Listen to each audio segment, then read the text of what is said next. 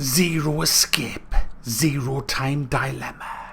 Is it worth a buy? Let's read the words. The words of the developer. 9 participants awake, trapped in an underground facility. To escape, they must play a game with deadly consequences. Who will live and who will die? The choice is yours. So what is Zero Escape? Guys, it's a fucking book. It's another book. It's Jack a fucking Nori on the PC yet again, as if the PC doesn't have enough of these fucking slideshow books. I mean, Steam is full of them. Granted, 95% of them are for paedophiles, but you know, at the end of the day, and this one isn't, by the way, this isn't one of them high school booby lesbian coming of age blossoming with my big fucking nipples books. Is there any porn in this? Is there an X-rated version of this that I can get? Because I love it. It's not one of them, guys. This is actually, it's a proper story. It's based on them, like, you know, these horror films that there's like going around, that've been, you know, going around a while, where teens get captured by sadistic man who has them all tied to walls and they have to eat their own arms off and that to get out. It's one of them kind of games, you know, where you have to decide the fate of the 9 people that's been held by Beakface. That's the guy, well, that's what I call him, Beakface. The guy who's actually Mr. Sinister in this. And I'm not going to spoil it, so you can watch this. I won't tell you they all die at the end. Oh! I don't know if that's true. I haven't played it to the end. But essentially what it is this. There's 9 people captured. You get put into 3 groups of 3. There's C team, D team and Q team. Q team's the best because they've got the hottest chick. She's got really nice breasts that are heavily exposed, guys. She's got hot pants, really nice legs, long, lovely flowing hair, pretty face, and she's a bit kind of camera angle-y boobs in face. You know, it's the kind of game that whenever I hear my wife coming upstairs, I have to minimise. That's a fucking good sign, guys. And another good thing about it is, guys, you can play with no hands, so you can be ringing your bell with your other hand while watching it. Not that I'm getting turned on by pixels, but saying that, I did fall in love with Velma of Scooby-Doo when I was a teenager. So what do you do in this? Well, like I say, you got these 3 teams, and you choose which team you're going to play. And I chose Q team, not because of the breasts. I chose Q team because of Face. Face, as I call him, is this little kid with a mask on. He's so freaking awesome. He just looks so ridiculous that I had to play with him. And that sounds bad, playing with him, but I had to play with that team. It just happened that the nice breasted woman was on that team as well, but that wasn't why I chose much, really. And so you play as that team and you're given a puzzle. Now the puzzles are quite sadistic. It's the kind of stuff like, hey, if you press this button, you have a 50% chance of killing everybody in the room, but if you don't press the button, I'm going to chop her face off. Okay. Them are the kind of things that you have to do. It's not as blunt as that, obviously, but, you know, which is nice, which is fun. I like stuff like that because it is quite fun.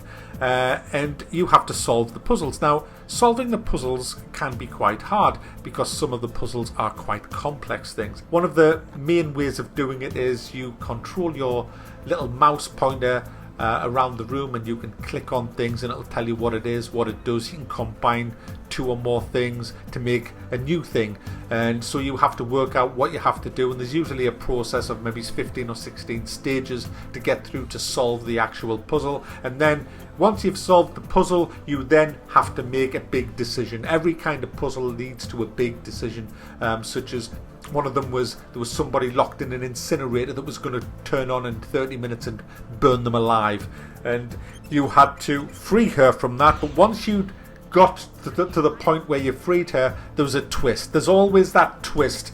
I won't tell you what the twist was in that, but it involved a gun, somebody's head, and somebody pulling a trigger and a bit of a gamble. Mac, you've just told them exactly what it. Another one was where you could choose to gas the other teams or not gas the other teams, and you had to work out whether the other teams were going to gas you or not. And it's kind of that kind of it's quite edge of the seat stuff at times. It really is. But I found that the interactions are very few and far between. There's a lot of different puzzles and you can play them. It's like it's not like one story that goes all the way through. You can play the story in different parts in different order, which is rather strange. They are kind of fragmented memories, because every time you do a puzzle you get usually put to sleep in your memory wipe, so you have no recollection of what you've just actually done.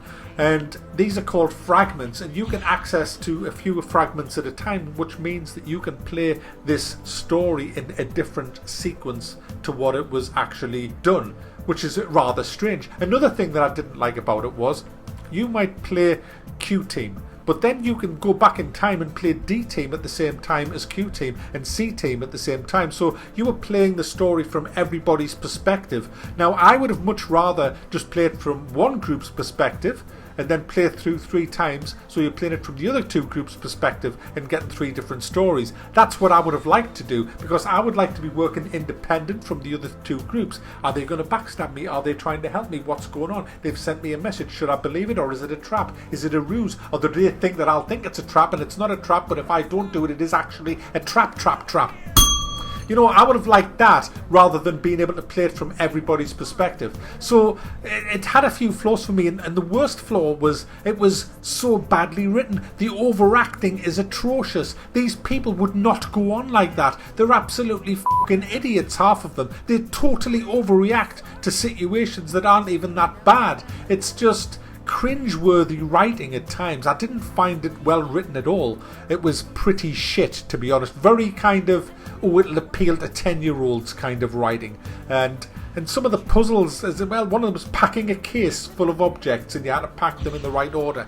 I mean, wow, such fucking edge-of-your-seat stuff. I nearly called my wife up for that, because she can get 10 pairs of shoes, 14 dresses and 2 t-shirts in one fucking suitcase every time we go on fucking holiday, and she only uses 2 of the fuckers. Why?